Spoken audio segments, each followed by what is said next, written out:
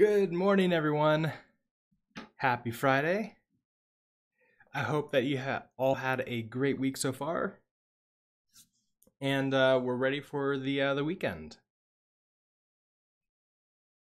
I'm gonna move my tea over here.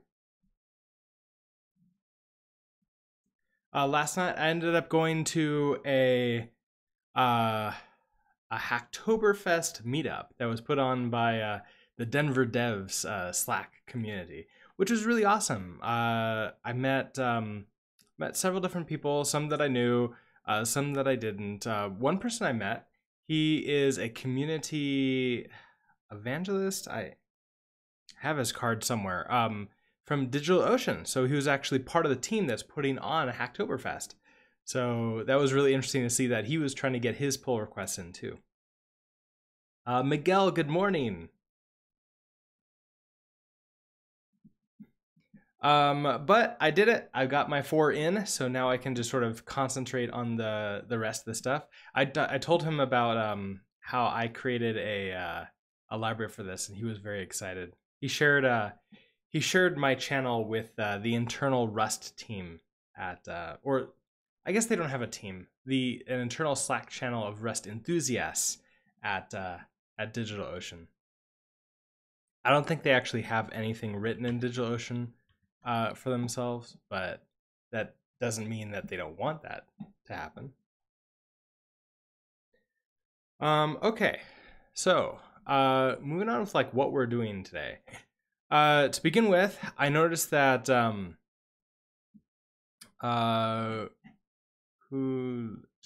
Balin, yes. Balin saw me struggling with the CI/CD comment that he had, and so he left more information for me. So specifically, we have to opt into GitHub branches here. And so I have to sign up for the beta. I think I'm gonna do the majority of this off stream, or at least not on like the nature of code streams. Yeah, I don't necessarily want emails. I want it to turn on from there. Register. Oh, I'm in the queue for beta, so they'll let me know as soon as I have access. So I'm in the queue. Who knows when I'll actually get that? So hopefully soon. Let's go back. Until then, I'll just sort of like hold off on the CI/CD until that happens.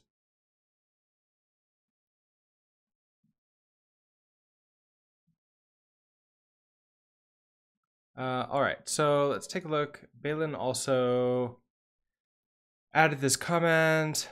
Okay, so he ran some of the tests, got some failures. We do have those random tests, so there is like a chance that some of them fail. I think the random ones fail a lot more often though.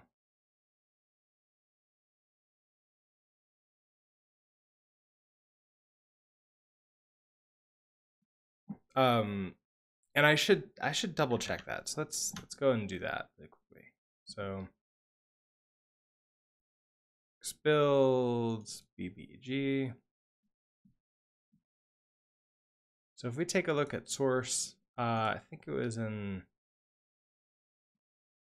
Oh, interesting. I don't know why I have color here.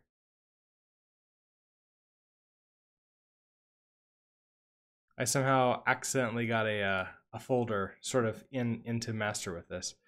But if we take a look at this, we have create random dark color. And then I have this creating as a, actually it's being created as a, right, Danny Fritz made this change. So it's using HSL, so hue, saturation, and I forget what the L is. And that's turning it into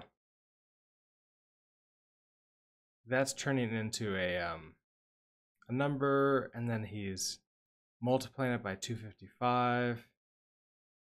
I guess I don't really know what, like how this is working. And then we're just asserting that it's okay. Yeah, so I think these tests are probably a little bit better than before. I do wonder if maybe,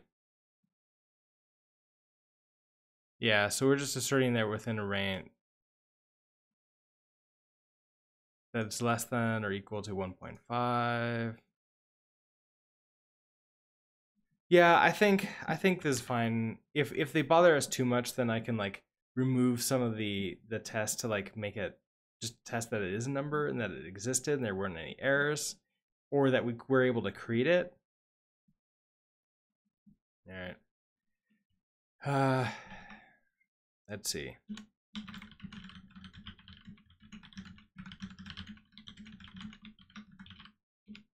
It has made.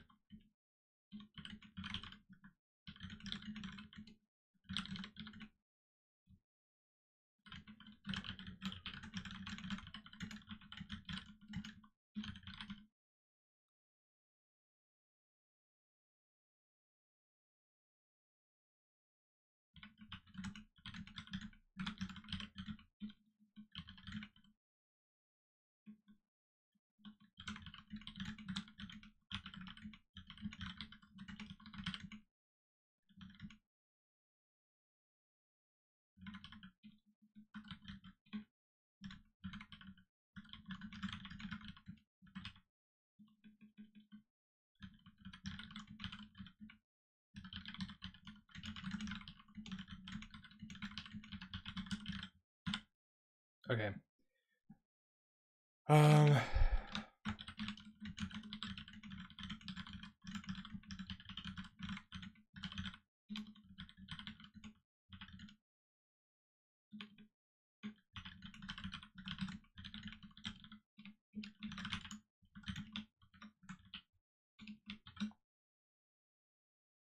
Okay, so close that. What is next? We have a pull request. Add a function to generate a random point within the confines of an area. Oh, right. So this is the, we had made some requests for changes to this. So basically we're asking to have vector 2s. This is in the library. So we add in a vector 2. We're going to add in a random position.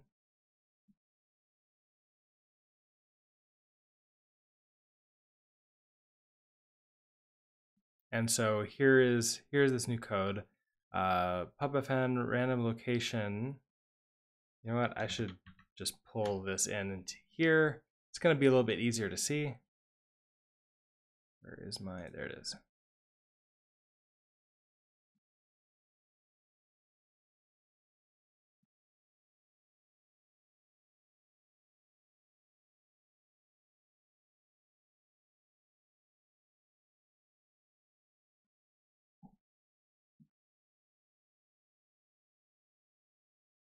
All right, so now I can check out this code. Run library. Okay, so grab vector 2. So we've the doc examples, or the docs have been updated to talk about random location. And random location takes in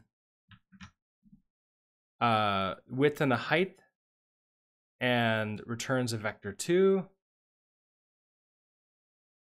And here we have like sort of creating that area X, area Y, and then using the stored random number generator to generate between 0 and height. And we're still doing that, right? Yeah, okay, so we still have utility that's storing that. And then we have the test for it that is testing that it's within, that it both runs and is within the spot. So that's good. And then do we have an example?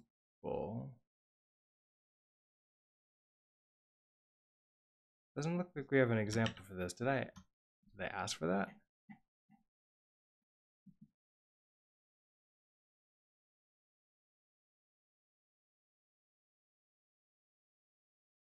Oh, I didn't ask for an example, so everything here is looking good. So, I mean, I like how this is looking. Let's go ahead and head back to our pull request. Before we approve it, let's go ahead and run Rust format, and I guess like I haven't gotten any rules for running Rust format in. That will be something I should probably add in, so that everybody runs that before we submit the pull request. And when I get GitHub Actions, I'll add that as a step where it checks to see, hey, did Rust format change the code? And if it did, let's go ahead and not pull that in. Until then, let's go ahead and run the tests.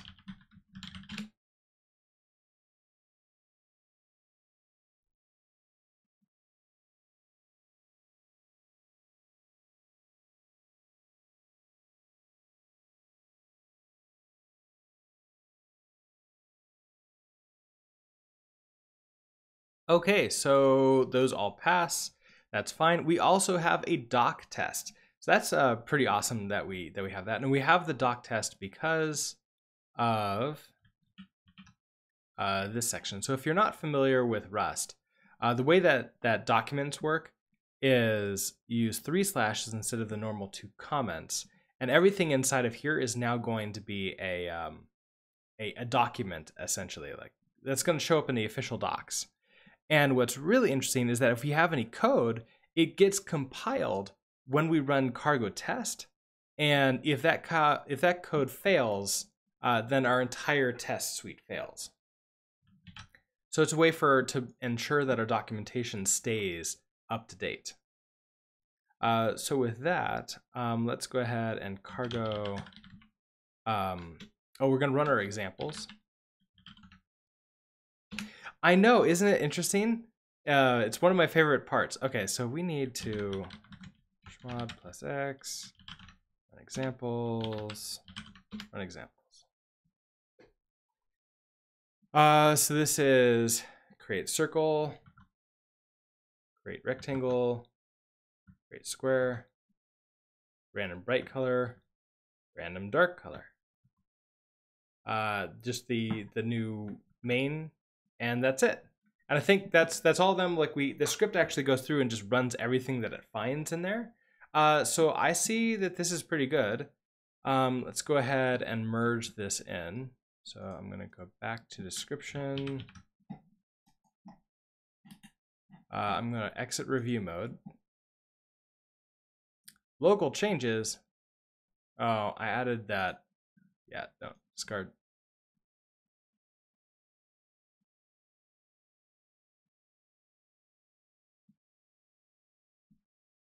Exit review mode. Okay, I don't know why you're thinking. I want to be in master. I'm in master. Okay, you've apparently forgotten how to do this, GitHub. So I will go back here for this. So we can, I think now, resolve. This is looking great now. Resolve.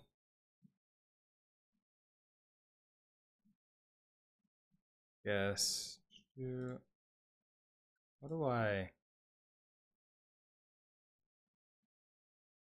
Approve changes. All right, so now I can squash and merge this in.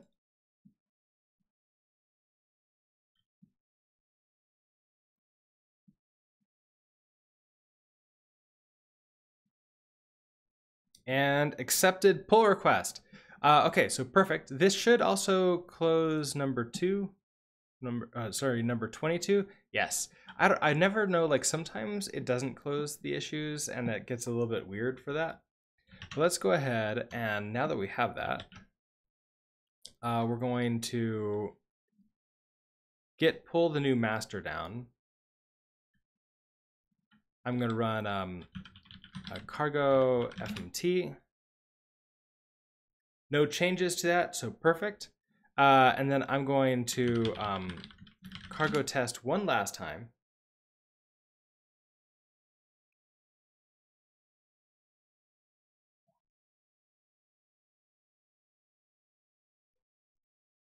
Okay, perfect. I'm gonna bump the version. Okay, so the version here, we need the cargo toml. I'm just gonna, I realize that like nothing really makes sense too much for like, because there's no main, and even if there's like breaking changes. So I'm gonna just go up to 6.0 to sort of reset with this. We're adding a new feature for it. Let's do bumped version. Send that on up, and then cargo publish, which will make this the new version available for us on crates.io.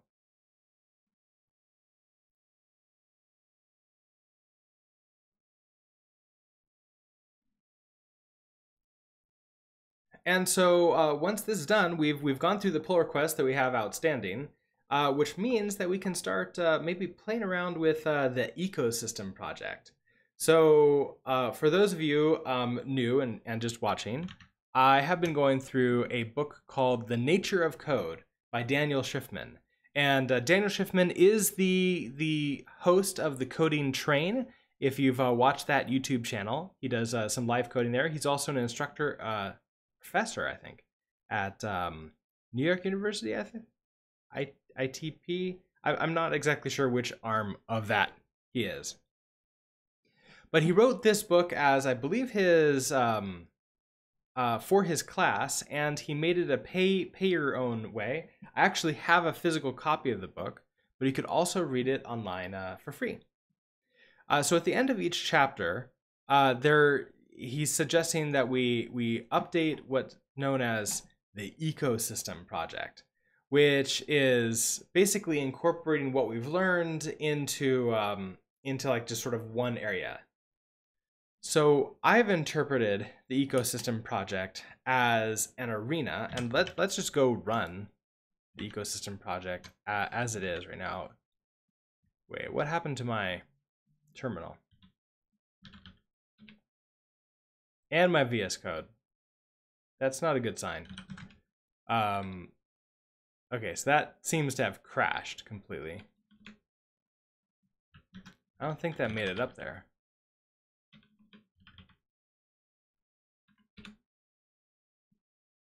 Well, hey, look, 6.0. So it did make it up.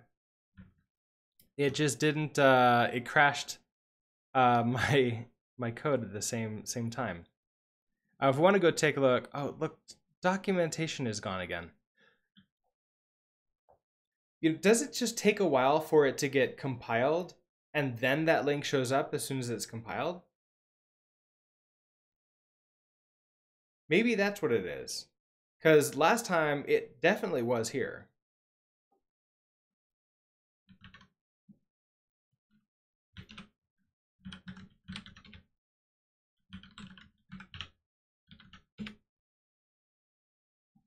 Okay, so here's our workspace again. I don't necessarily need BBGGEZ opened up anymore. Let's go ahead and add a new folder in here. Nature of Code and Rust, the ecosystem project.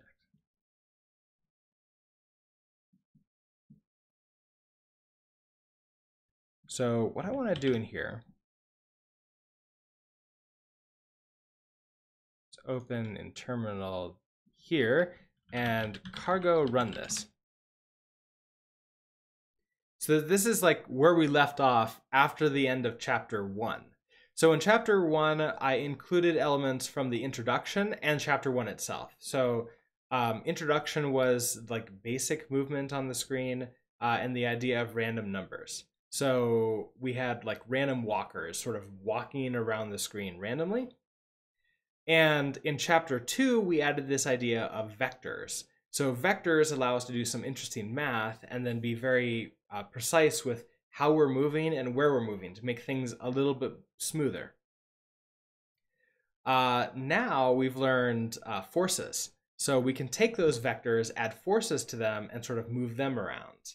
So I have some ideas of how we can implement that into the ecosystem project, but this was also made before I started the BBGGEZ library, which means we can refactor a huge amount of this game to be a little bit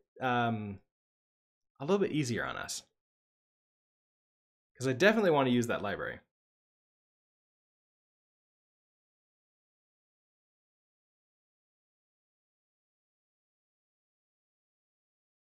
Katali, good morning. Hello. So here we go. Here's what we had last time. I don't even have the ability to like resize the screen, which is something we definitely do want to do. The white, these white sort of creatures here, they randomly move around the screen. It wraps from left to right, top to bottom, and when they eat the food, they grow in size, and they also shrink when they're not eating. They have to hit like the exact center in order to eat it for right now, and the food fades away and eventually just sort of goes away. And then it becomes, we see like it gets a little bit weird shaped. It's very dark. I don't know if you can see the sort of freaking out shapes. That's actually it being poison. And I think they're blue when that happens. So we can now use a random, like,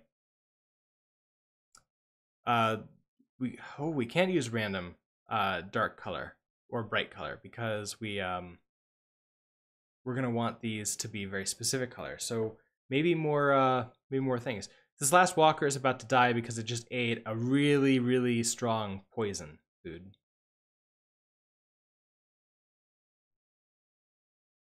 So if I leave you over here, we have some ideas of how we want to progress with this. Different shapes for food type. So we kind of implemented this one. I just forgot to check it off.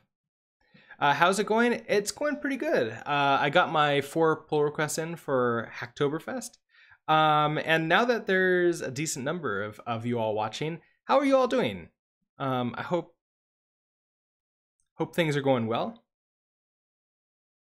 All right, everybody died. Now all there's left is food.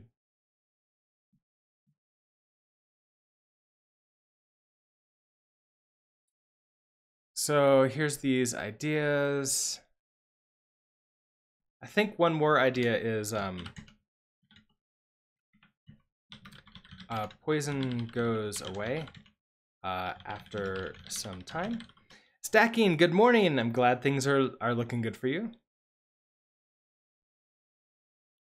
Poison goes away after some time, so we don't just like sit there like constantly. So like new food comes in, poison, like just food degrades into poison and then just dissolves away.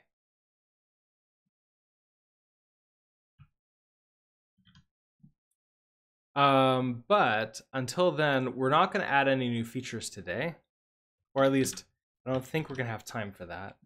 What I want to do is bring in and refactor to use the new library. So first of all, let's turn on you.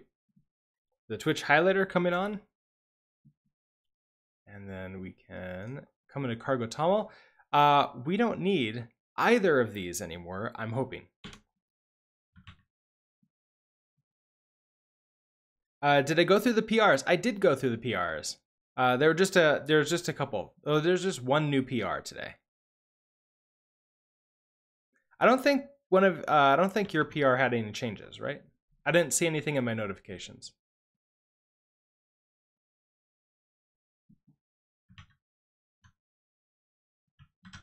Okay, so we're now up to 060. Hopefully that upload worked properly. No, it hasn't? Okay, perfect. Well, in that case, then we're ready to do this refactor. So our extension crate here, it does some interesting things. What's different in my fork? This is the first time you've been here in a while. Okay, well, it's not really a fork. So let me introduce BBGGEZ. I think the easiest way for me to do that would be go to the docs.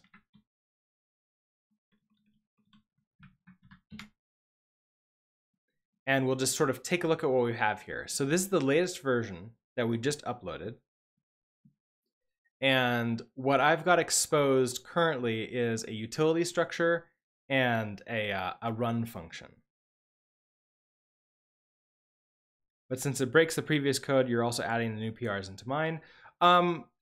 I guess like I understand that. I don't know if that's like too much, like because we keep on changing like how things are going to be in that crate. And I can see it in both ways. I can see it as like an exploratory PR, and then we sort of like redo it really quickly once we know it. Or if you really do want to like keep that up, I know it's a lot of work, so I don't want you to do too much work.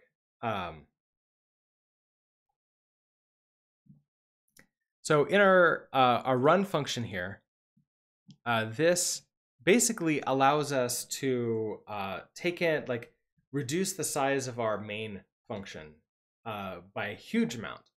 Then we're just calling the game. And it does everything else for us. So we could take a look at the source. It's actually doing all of this for us behind the scenes now. So this is not like a fork of GGEasy, it's actually an extension of it to make it a little bit easier for us. And we also have this utility structure here, which gives us the ability to do things like create random colors, or create meshes, and that will just create a circle, create a rectangle, and it's abstracting some of the code away to make it a little bit simpler for us when we're using this. And I think the biggest idea here is that we're trying to, well, this is also a community project, so it allows anybody to like get some Rust practice in.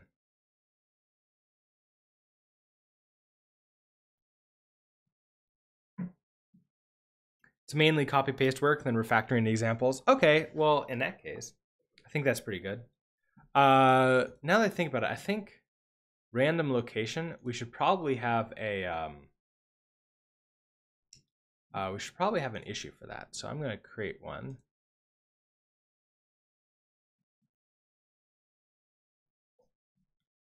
So add example for create random location.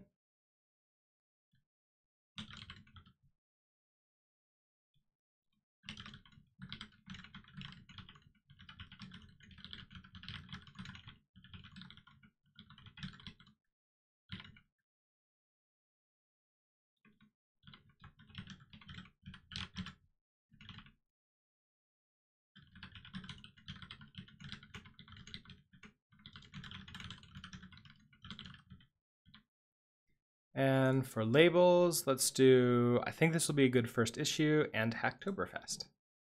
And submit.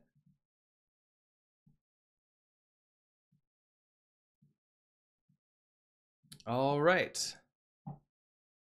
For those of you not familiar with Hacktoberfest, it's something being put on by GitHub and DigitalOcean. It's been done for like the last 6 years or so. They basically purchased 50,000 t-shirts that are sort of like unique t-shirts.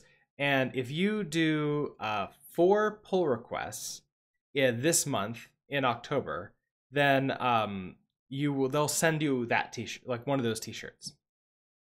So that's all it really is. They're trying to crack down on like really low quality pull requests. So for example, there's places out there saying like, add your name to a README, pull request, get a T-shirt now. They're trying to crack down and say like, okay, you can get one of those, but please try, like at least try with the other three. And so I'm hoping that like this, if you want to play around with Rust a little bit, this library that I have hopefully will help out with that. Okay, so now that we have this, let's go ahead, come back here. We're going to add in, we want to make it so that we don't have any other dependencies other than just our BBGGEZ. So that comes in source now. We can update our main.rs.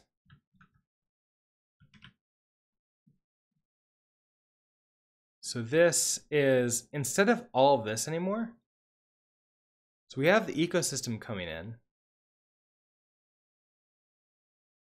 I think right now, we're no longer gonna have, let's just go ahead and we'll use,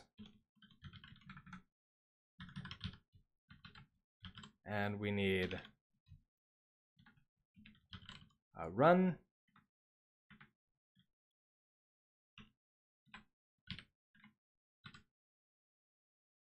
And all of this is going to get replaced by run.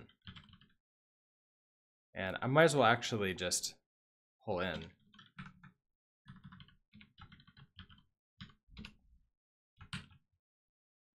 RLS, you're not telling me what I need. Let's go take a look at our documentation.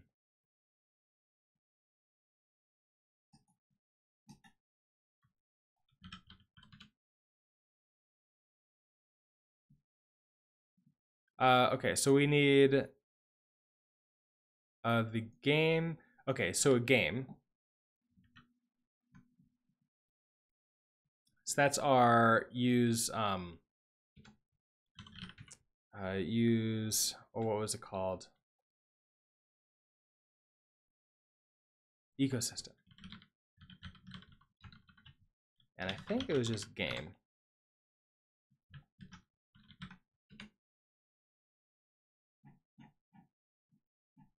Wait, I opened the wrong library. Not you. You. Game, yeah.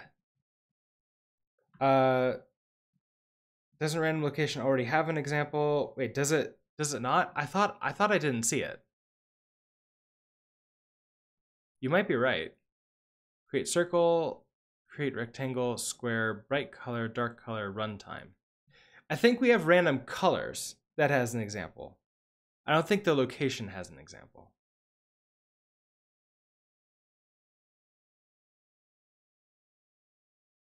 Creates out, shows the doc, so I guess here about compiling time.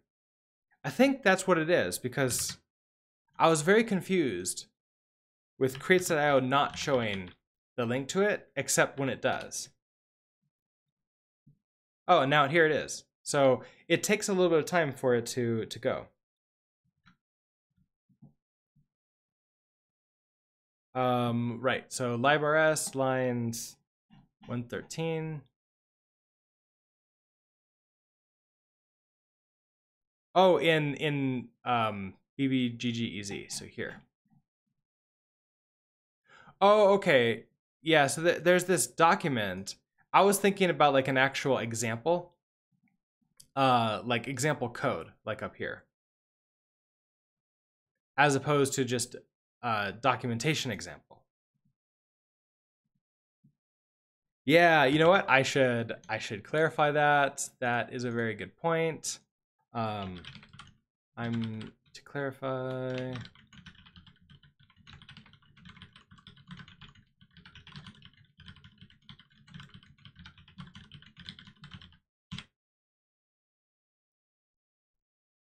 There. That's what I was.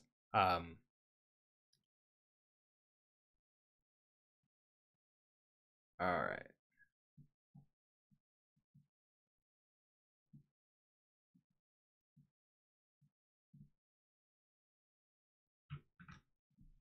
Okay, so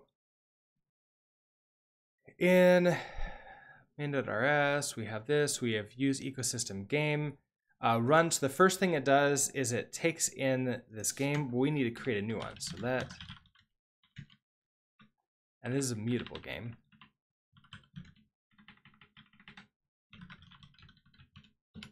So new.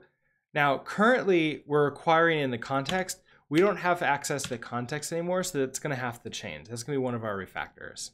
But once we get this, we can add the game in to run here. And do I have access to this yet? No. So we're gonna bring in game.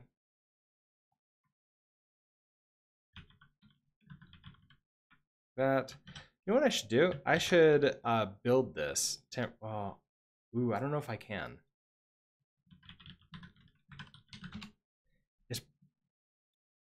Okay, so at least it will download the crates. Then RLS will probably start acting good for us.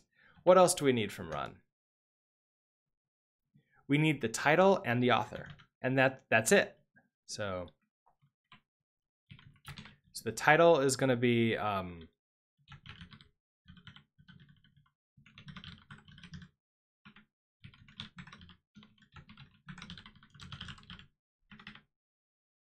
and I don't think this doesn't return anything, so just semicolon, and that's it. This is what our this is what the code is going to look like from now on.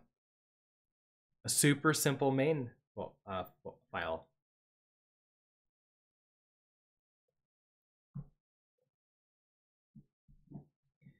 So we now know game is going to be yelling at us quite a bit.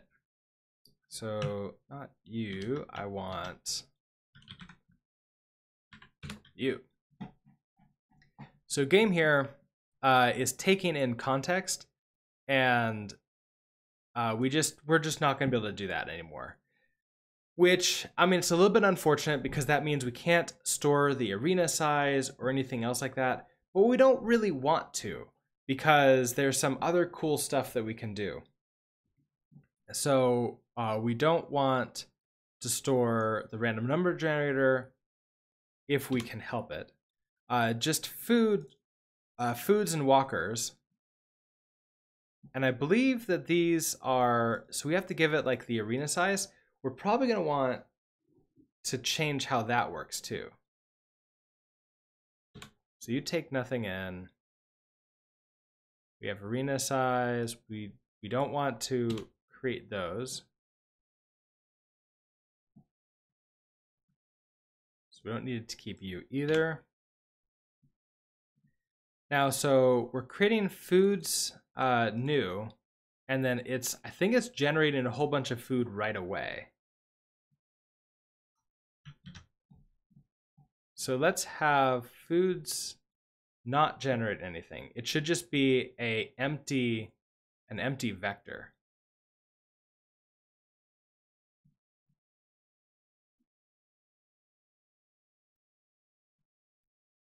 Okay, yeah, so it's the struct foods. We're starting with some food in here. I'm thinking just an empty vector here. And then we have that information. So new also takes in nothing.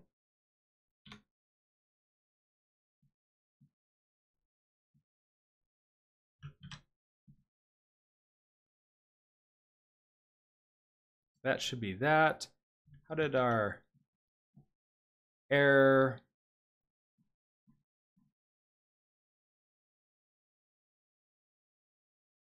Oh, in library. So game result not found in a scope in our library.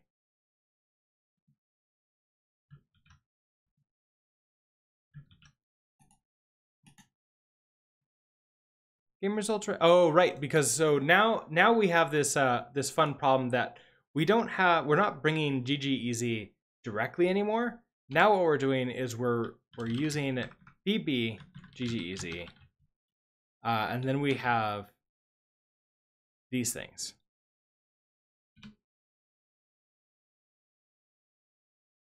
So I'll bring you up here.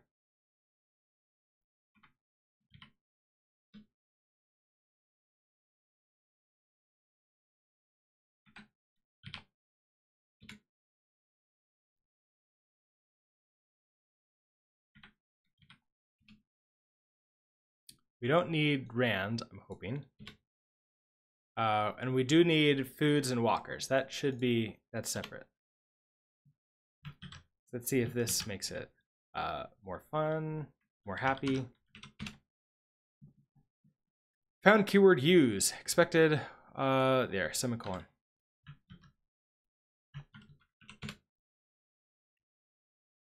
Oh, a fun number of errors here now.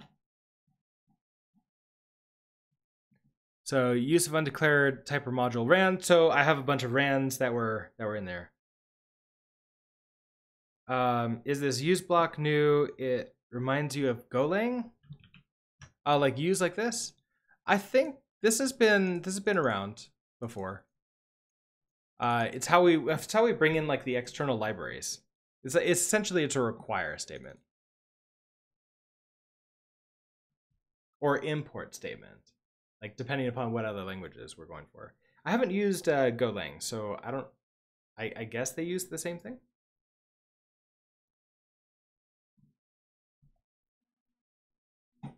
Okay, so let's continue going through this. I should probably try to restart RLS.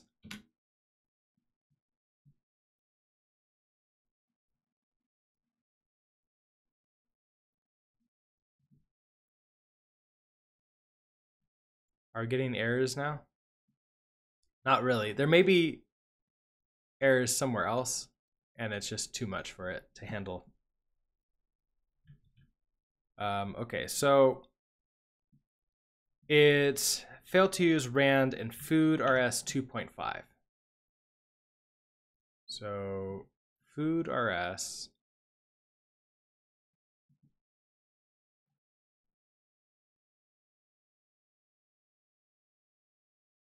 Right, so we have to do the same thing here.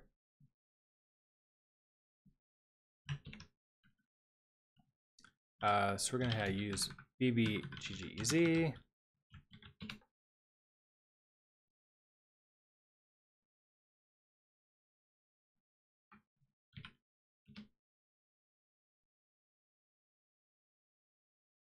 We may not even need some of these.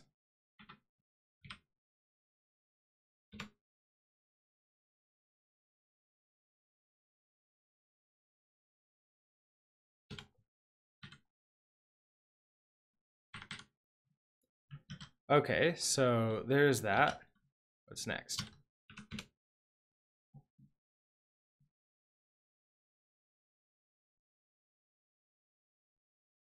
Like errors and then followed up by warnings. Am I missing the beginning of this? No, it's just errors and warnings.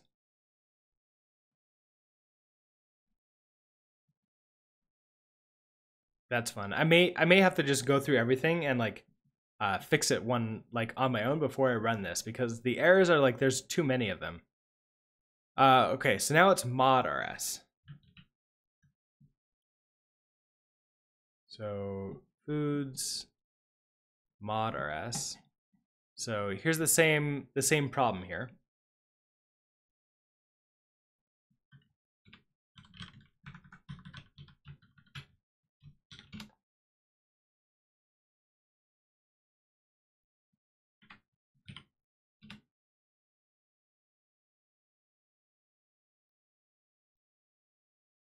And that should be it for that.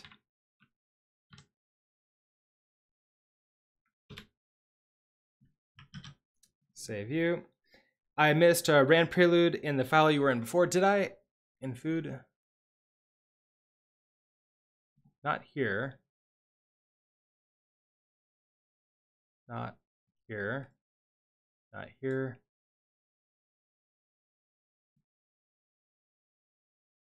I don't see it anymore. Let's go ahead and run this. I just like head this so that I could see it. Okay, so failed to resolve rand and now random walker. So random walker 4.5.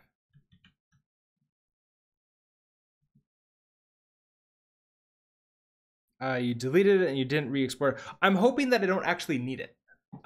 because there's like those random location and everything else. I'm thinking that if I need to bring it back in, I'll do that. I guess like that's it's an interesting question. Is like, do I go through the errors or just go top to bottom here and just say like, well, okay, so bring in foods, bring in walkers, use them all, add them in here. We just create new blank ones. Then we have our update. So we're getting our delta time. This has been, I wonder if this delta time works better than a previous delta time we were using, where I converted directly from duration to F32.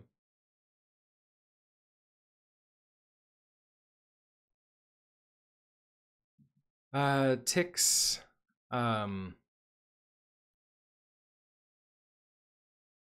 Okay, yeah. So let's do that. I'll switch over, and instead of you looking at the 1,000 errors, let's just be more.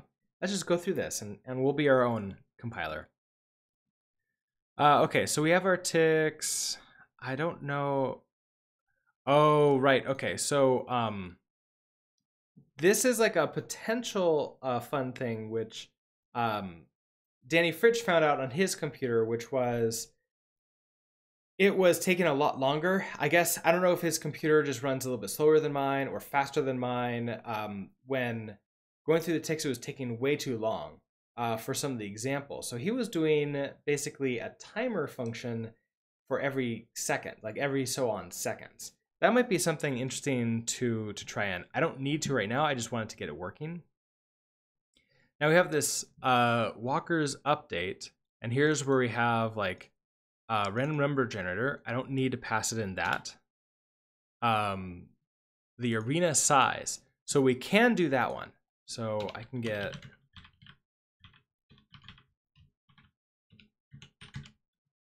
so we're gonna do graphics and what is it? Drawable size. Is it RLS? Are you still freaking out? I think it is. And I think we just pass in context like that. I think that's how it works. I have to do this based on memory because RLS is like just so overwhelmed with all the errors right now. So this just becomes arena size. Now what's interesting is that it's a tuple, so I'm giving ownership to it. I should probably, I probably don't need to give it like the full version, so I'll just give it an reference to it.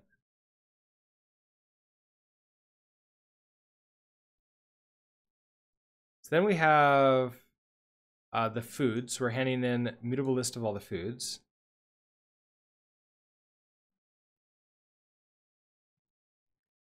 I think I can create a context out of the game. Add it. So Danny said he tried to add a context in there and it got really hard. He needed like a box type and some other like way more complicated than like abstracting away. I was thinking that maybe like something else that could work with that is instead of update and draw, a setup function. But that I don't think that's in GGEasy, so that might be something that I can maybe create an issue and ask Icefoxen if he'd be interested in that.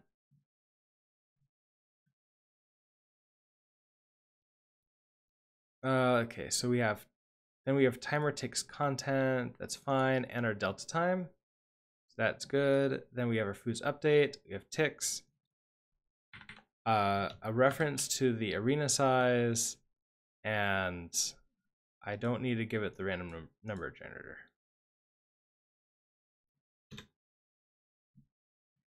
Okay, so that's the end of that. Then in draw,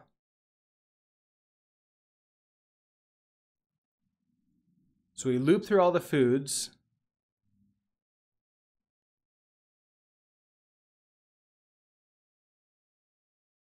And we get all the draws. And so I think, Something else that we were thinking about was storing the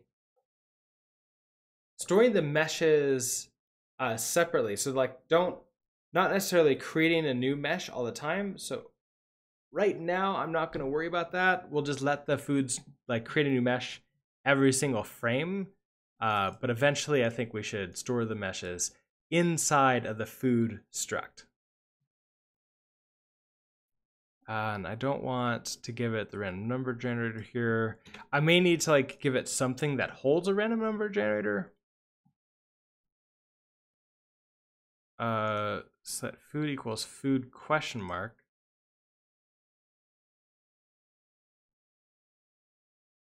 Oh, that's because it's returning like an interesting mesh. It's returning a result. That's interesting. And then we draw this out. This would be a reason for us to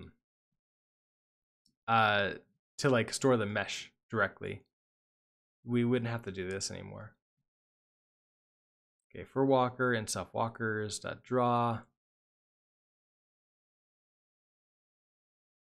And so this is going to be the exact same thing. And then graphics present. Okay, so we have you. Let's come up to foods, take a look at the mod.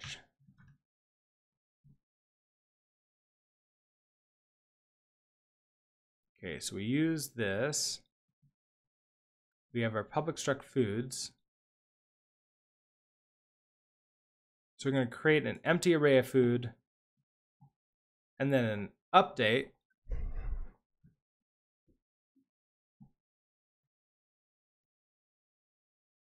Mutable reference to self, the ticks, the arena size. So this is going to be a reference. Is that how it works? A reference on this side? Or are these references? I actually don't know. I'm gonna do it there to see if that's what it is. And we're not taking in a random number generator right now.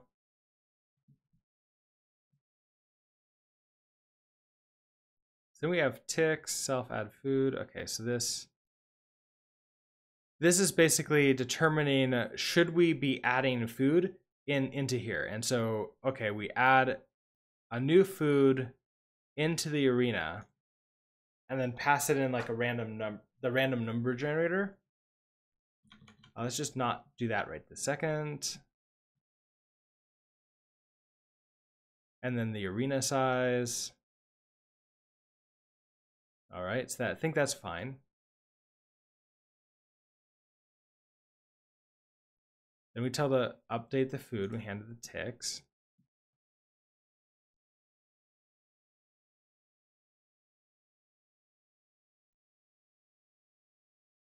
Oh, we do have a remove rotten food. So it does like go away after a while.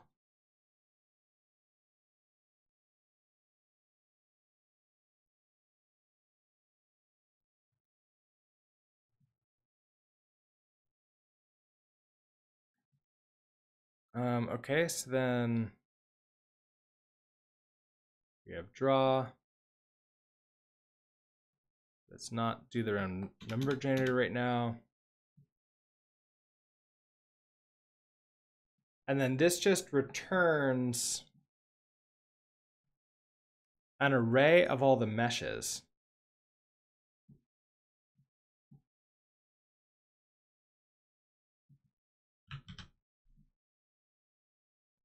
Okay, and then our remove rotten food takes in the food. It filters if the food is rotten, then collect that. And I think this is happening every frame. Interesting. So I'm not sure exactly when that's happening, but that will that feels like it would remove it right away. We never have rotten food. There must be something else going on in those functions. Okay, let's head to the next one. Food itself.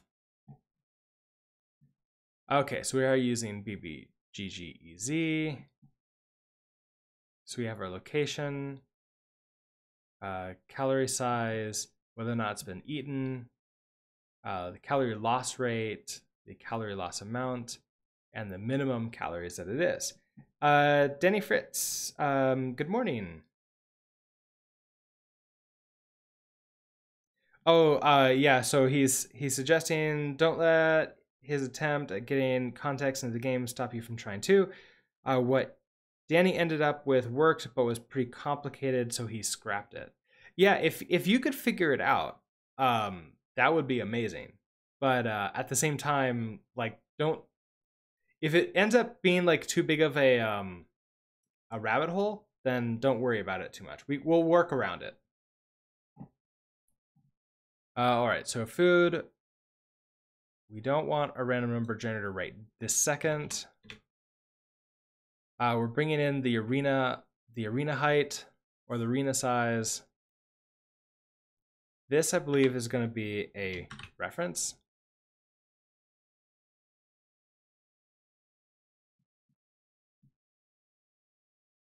Okay, so we're creating this X and Y. So this is a random size. So this is where we can finally start using our utility here. So the utility, we want to like create one.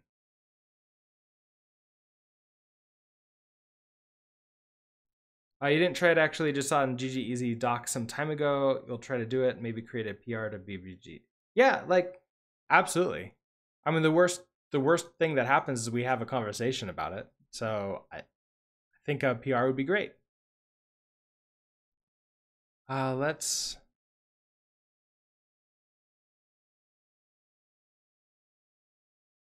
make this for a random location inside of the arena.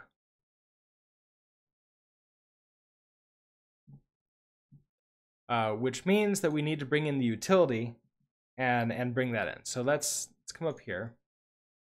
In BBGGEZ, we also need a utility.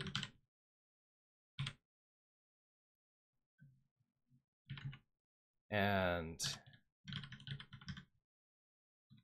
utility, which I want it to be a mutable reference to utility. It needs to be mutable because we have RNG on it, which is mutable. That is not spelled correctly. Utility. Also, this is there. And so now I think what I can do is say, this is X and Y, and we have this location. I think we can now go location. In fact, I don't even think I need this. I can now just straight into location here. Say utility dot random location, which of course you're not helping me out, RLS.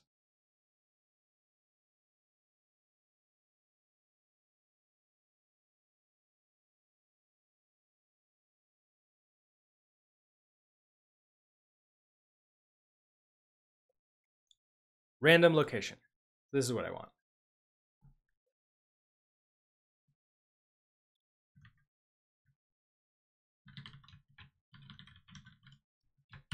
So random location takes in a width and a height. So that's going to be our width and our height here.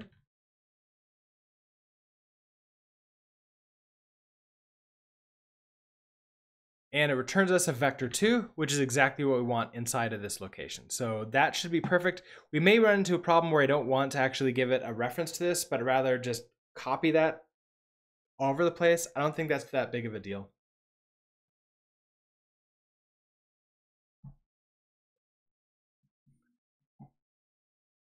We have our calories. We're setting that to 10. I don't think anything else is using that, so let's just set that directly in here. Make this a little bit simpler.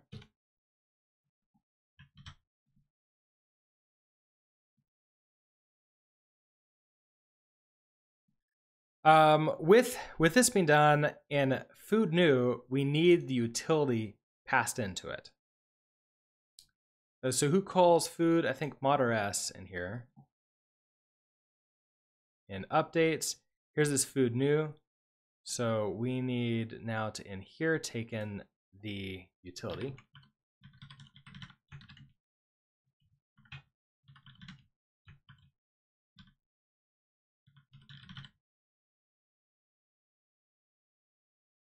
Which means I need to also bring this in here.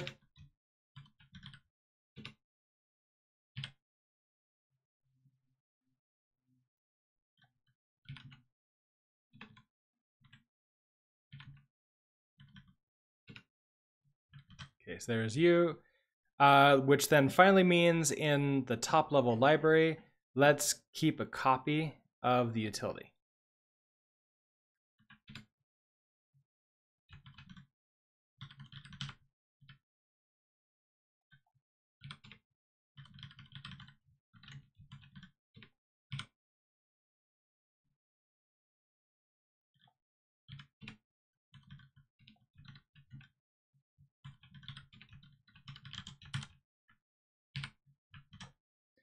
And then when we call update for foods, we pass in self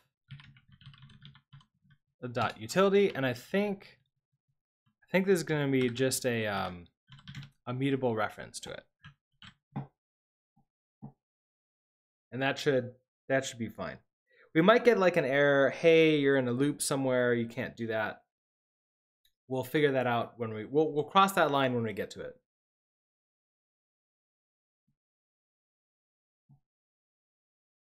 All right, so in draw, we don't need RNG. We're trying not to use that here.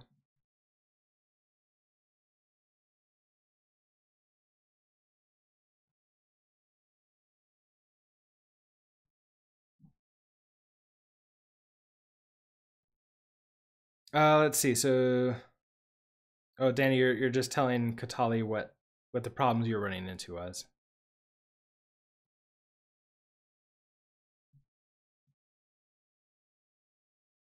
Okay, so scaled calories. We scale the calories up.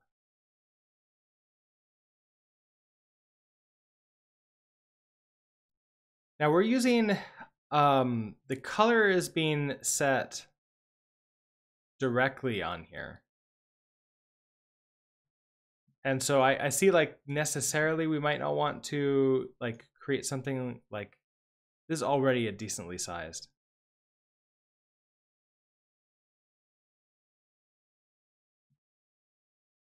So I think that's fine. Then points, if self calories. Okay, so then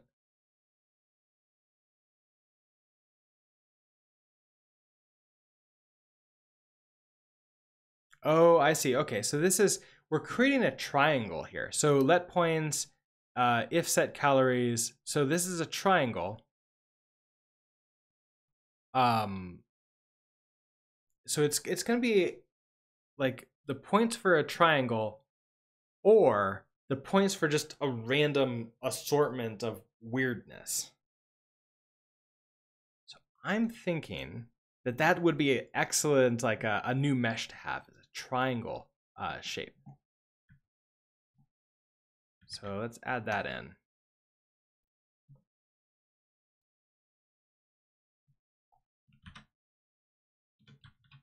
Mesh for triangle.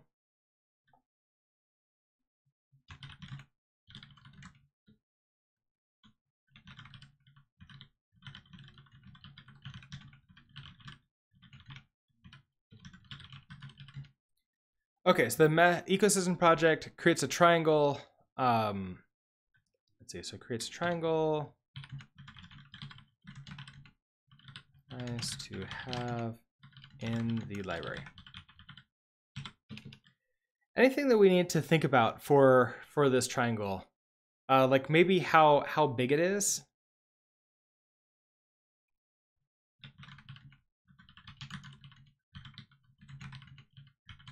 What's the name of the triangle when it's equal sides?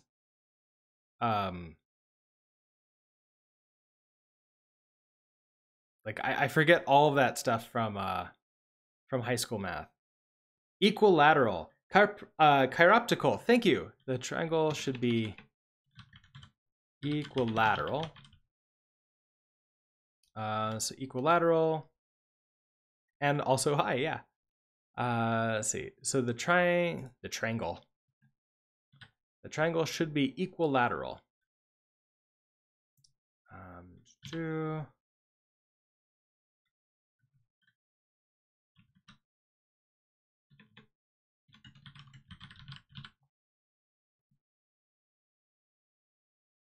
All right, so I think that this is also probably a good first issue.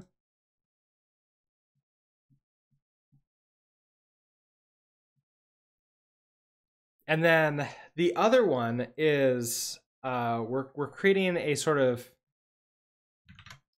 in here, if it's poisonous food, we want this, which is, we see that it's like a random shape that is just sort of constantly shifting and changing, which was an accident to begin with. I was almost initially thinking I would just store like what the shape would be on the food struct itself, which is like where I eventually want to go with it, which would then sort of like just be more asteroid-like. So mesh for asteroid.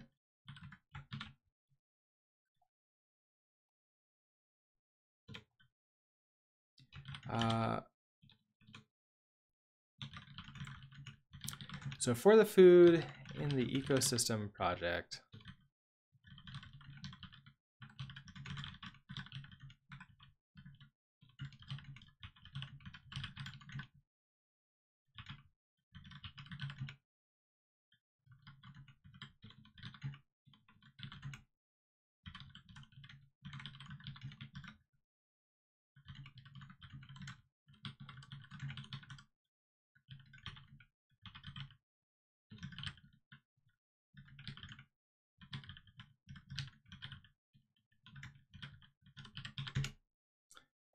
like an asteroid or a corrupted circle.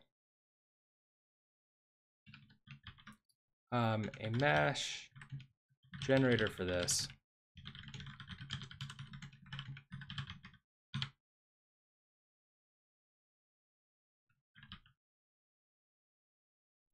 So I'm not sure if this one would be a great first issue.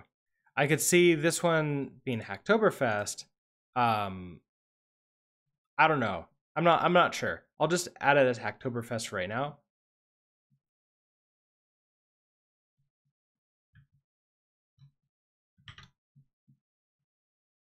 So that's what this is doing. Now, of course, it's requiring us to have RNG in here. Now, utility has RNG for us, so we can create that on our own. Our temporary fix would be to bring in RNG separately. I think I have this.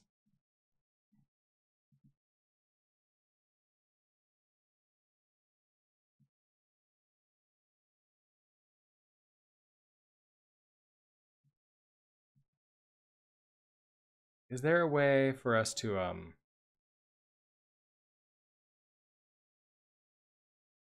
see like it re-exporting? I think we're doing that.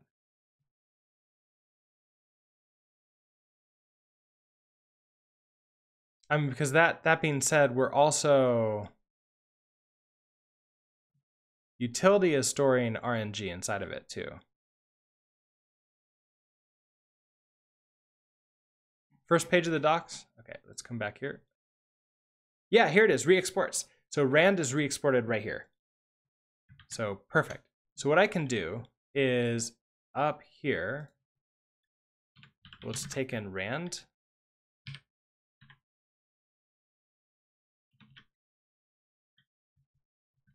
Oh, it's not just rand, it's rand prelude, I think.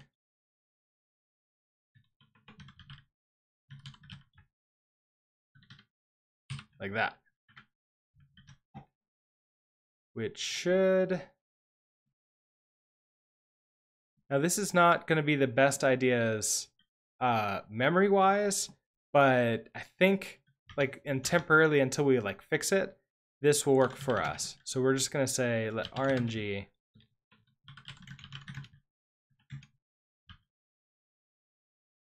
so let's see, what is it? It's rand.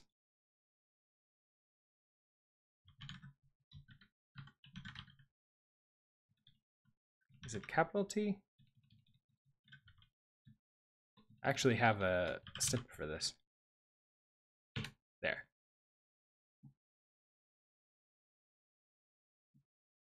So now that should make that work for us temporarily until we like fix that with something in the library.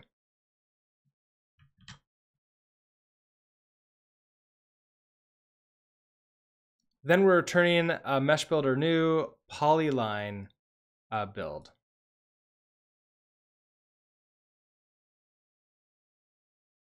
This is where we would like normally just return, like we wouldn't need to do any of this really if we just stored the meshes on the structure itself. I wonder if I want to just do that, like just straight up right here. Let me see if I can get it working before, and then that might be like the next refactor. Updates. This just removes the calories every n ticks, and is rotten is okay. So this just checks if the calories are now less than minimum calories. So the rotten food does go away after it gets too poisonous. It rots away. So that's what happens. Okay, so with that, I think that's food now. Let's go into the walkers.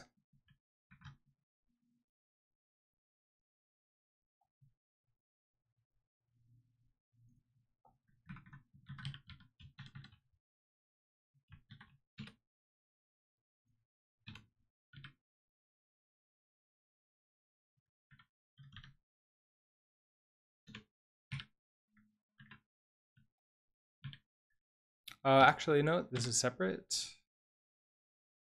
So you get closed here. So we have this use ran prelude. We'll pull this in.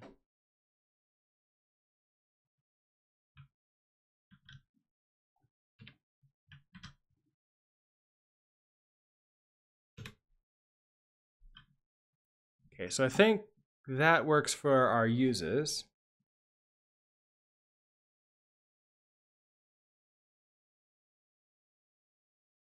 We're grabbing our food.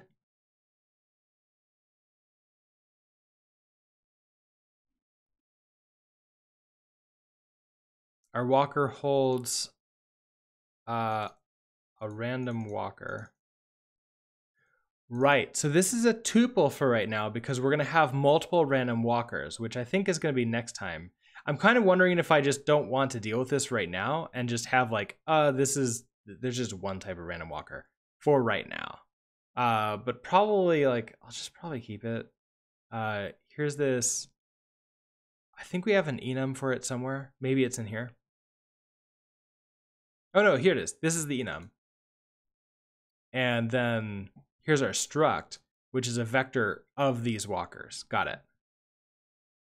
So in a new, I guess like here's the next problem is that we don't want to necessarily create these right away. We want the walkers to be just an empty vector of these walkers.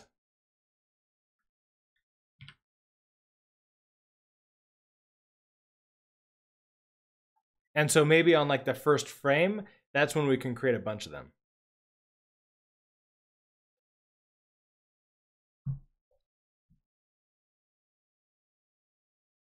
Which means we don't need you. And we don't need the arena size. So we just initialize, that's what we're doing. We're just initializing an empty array of empty vector of walkers. Then we have update. So self walkers, turn this into a mutable iterator. Then for each of the walkers, we're going to check to see what kind of walker it is. So if it's a random walker, then we're going to tell it to walk. We pass it the random number generator.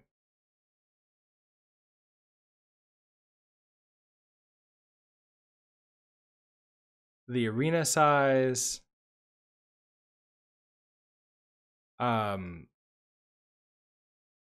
This could probably just be the arena size. So I'm not going to worry about passing in a tuple at this time and like changing that. And the delta time. This is probably fine. I'm thinking for right now.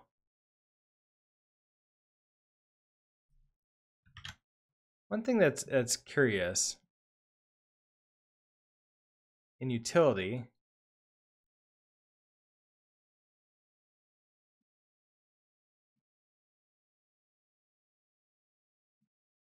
I know we're storing RNG in utility. Is that public?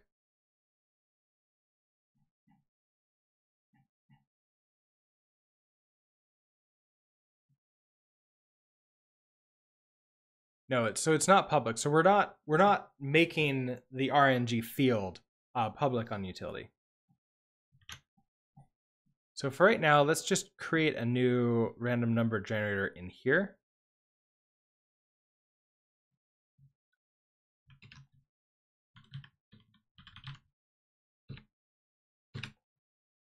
And so instead of taking this in, we'll just use this one.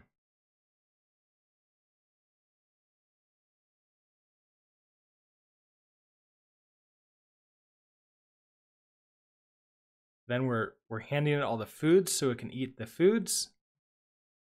We cap the size of the walkers so we don't let them grow too big.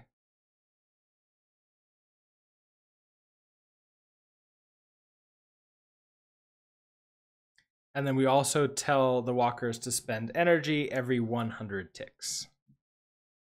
So I think that'll be good there. Then we clone the walkers, iterate through them, check to see. Oh, we filter out so this is how we remove the walkers that are dead. So just filter out the walkers that are dead. That's fine. And then we draw.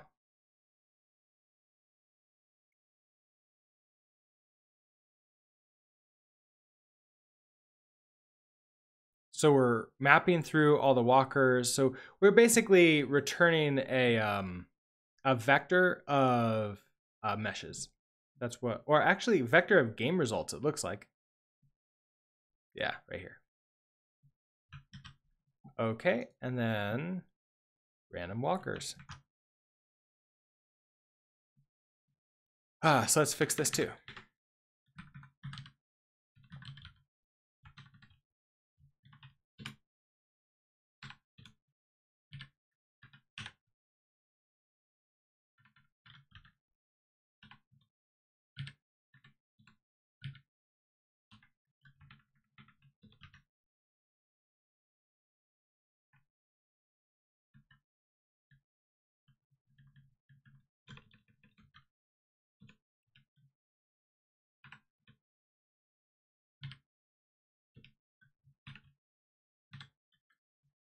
Okay, so that brings that in for us.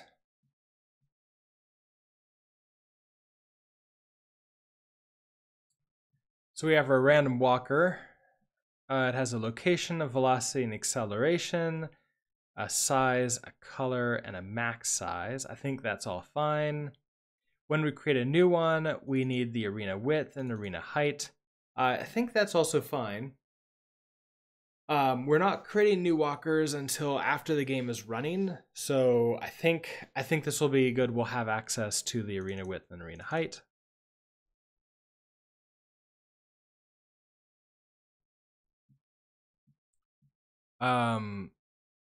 Then we'll have the location, velocity, acceleration. So this all looks fine.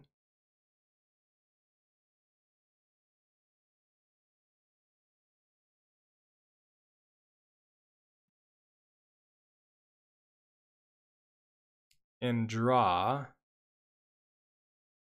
this is just returning a new mesh.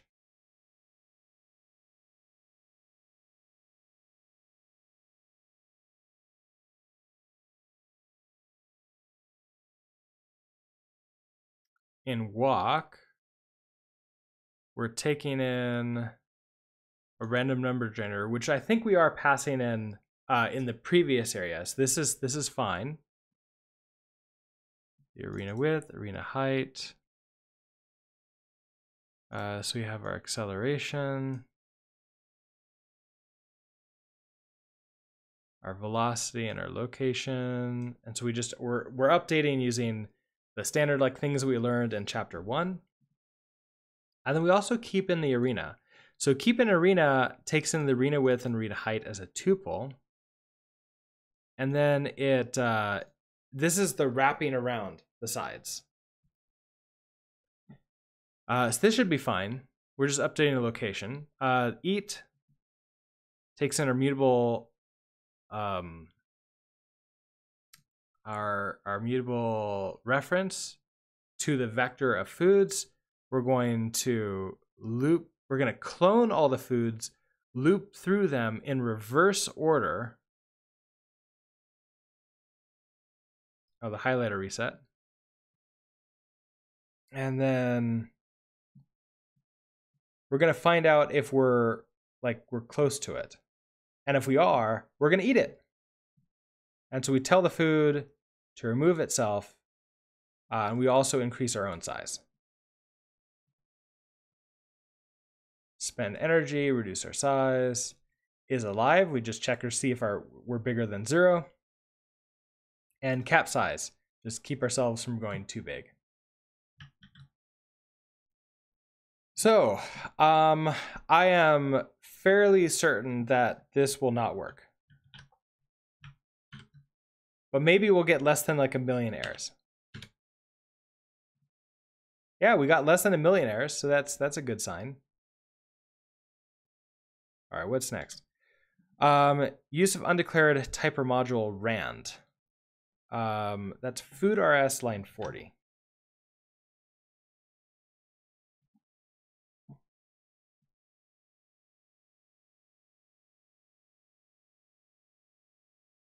Wait, that's not food. Food RS. Line 40. So here's this rand that we're using. I have rand prelude. Oh, I need to bring in rand too, don't I? Like that. That I think will make that work a little bit better. RLS is trying now. It's still not showing us any errors.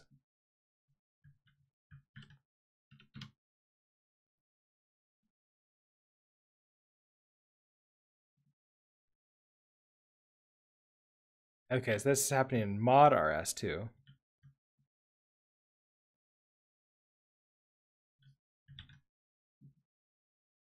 Walker's mod RS line 30. So we have rand up there. So we need to pull in rand.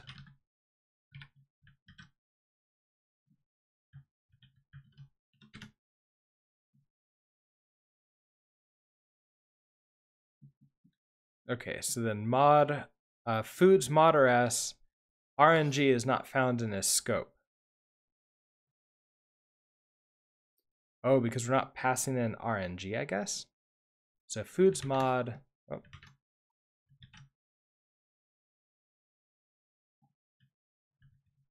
Line 43. So here's this RNG, and we don't. So we're gonna need to recreate the RNG here. So cool.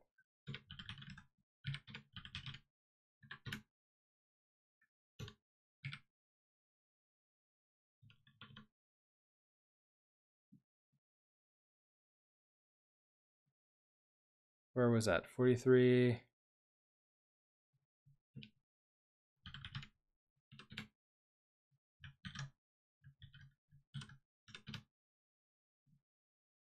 So this refactor is going to have a couple different sort of pass-throughs. First, we're just going to make it work. And then second, we're going to like make it work better. Arena size not found in this scope. So food's new. So the library RS, line 23.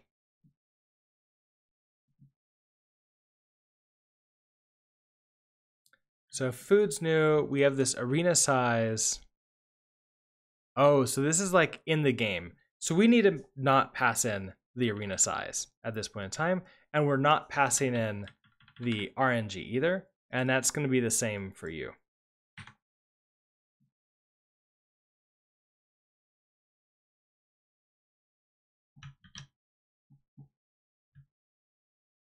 Which means in food's new, yeah, we're not like passing this in. So it doesn't really care about that anyways.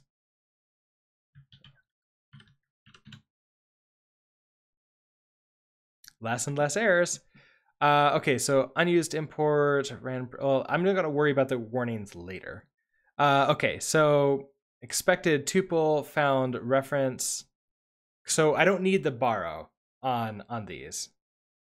So this is lib 35.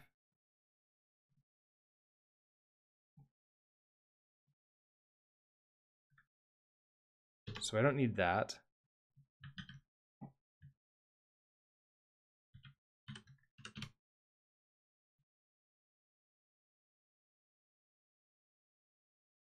Expected one parameter for our push food draw. It only wants the context. So mod or foods mod line 46.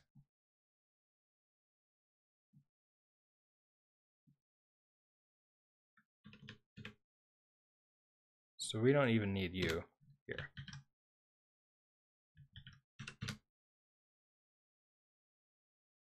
Okay, utility random location, expected F32 found.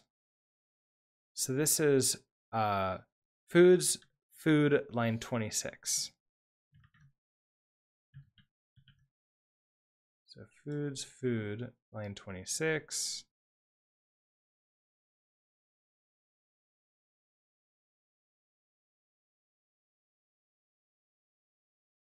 Oh, right. Okay. So for random location,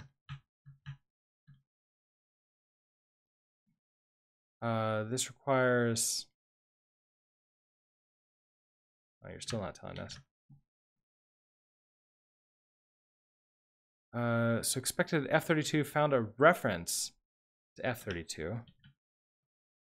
Right. Dereference. So don't borrow. We'll just copy.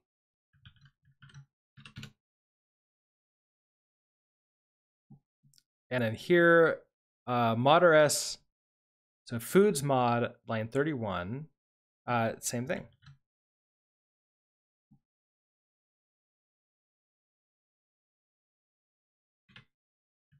So save view.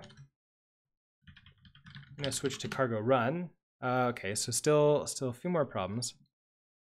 Arena size, okay, so stop passing that in. So that's librs line 36.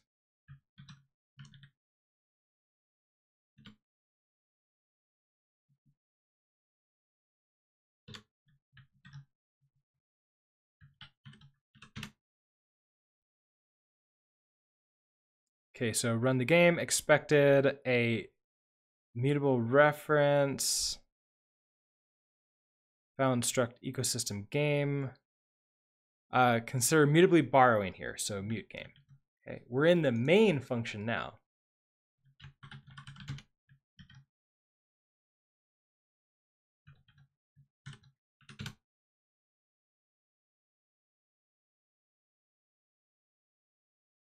And look at what we've got. We've got a working ecosystem. I mean, yeah, it's mostly working. So the food is coming in here. It is fading away.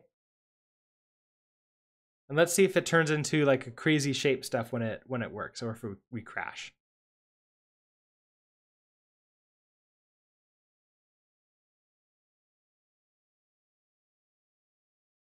No, it comes back properly as poison. So we got it refactored, kind of. Like there's still more factoring to do. But this is a really good sign. The other thing is, now that we've updated this, I can do this and move this, like increase the size. You like the jiggly poison? Yeah, it's something that's sort of like I created by accident. So it's a little bit interesting.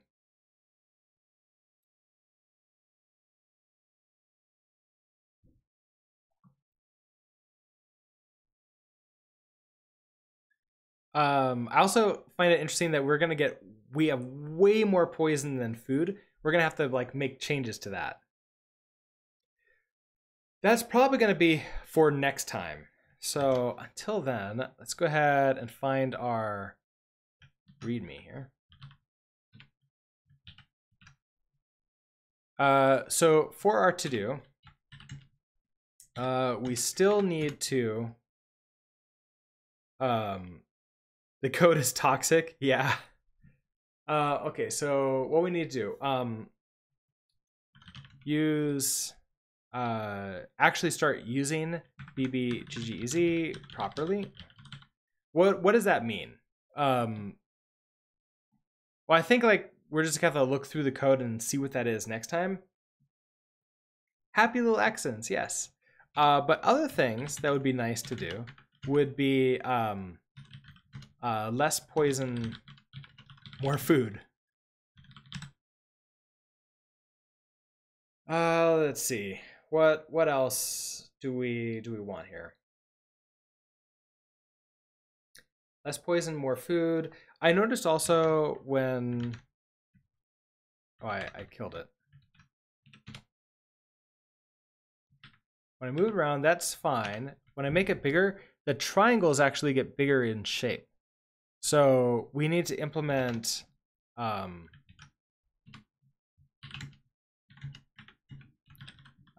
implement window resizing, which I have done like in previous sort of apps for this. So we can definitely re-implement that here too.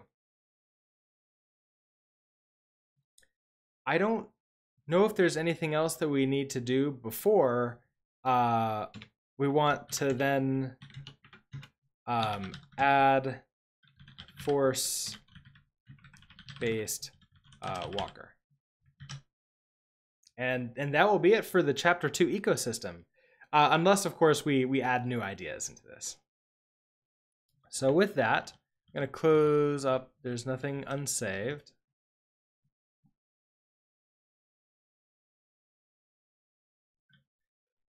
So now using BBGGEZ, I think that's pretty much it. I'm going to push this code up. I'm also going to share with you all the where this code is.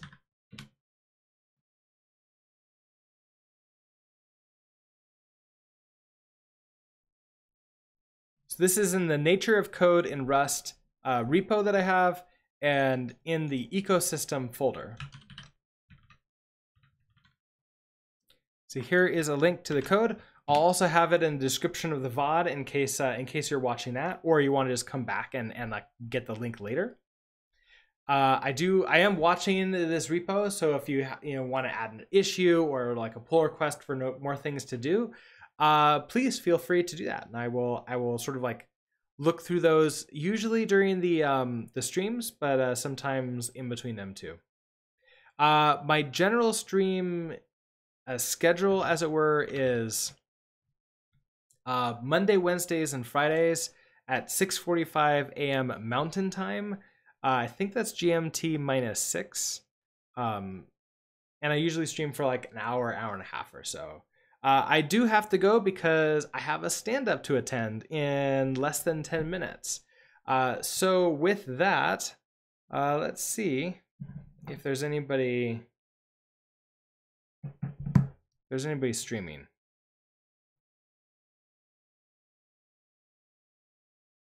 Hey, CJ is live. So CJ from Coding Garden is doing some morning tea. So let's go raid him. I need to figure out how to.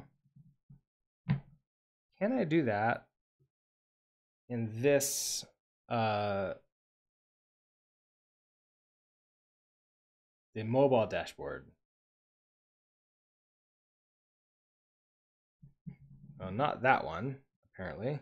How about the fully updated one?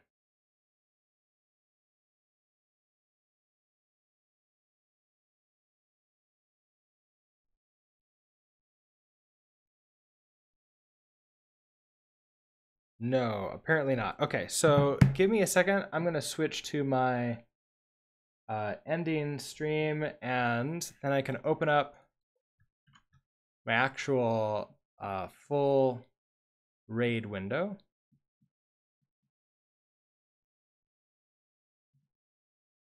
Go to my dashboard. So if you haven't ever seen CJ before, he is pretty awesome. He's the host of the Coding Garden. He does mostly JavaScript and that kind of stuff, but he answers lots of questions about everything. And I mean, he's good. So let's treat him good. I am going. How do I correct? So Coding Garden. Click raid. Oh, interesting. So it doesn't raid right away, and it's gonna give me a second or so before it happens. So when you're oh, interesting. I guess it gives you a choice now. Well, with that, let's go and raid him. I'm gonna probably watch him after my stand-up. I hope that you all have a great rest of your day, and I'll see you next time. With that, bye.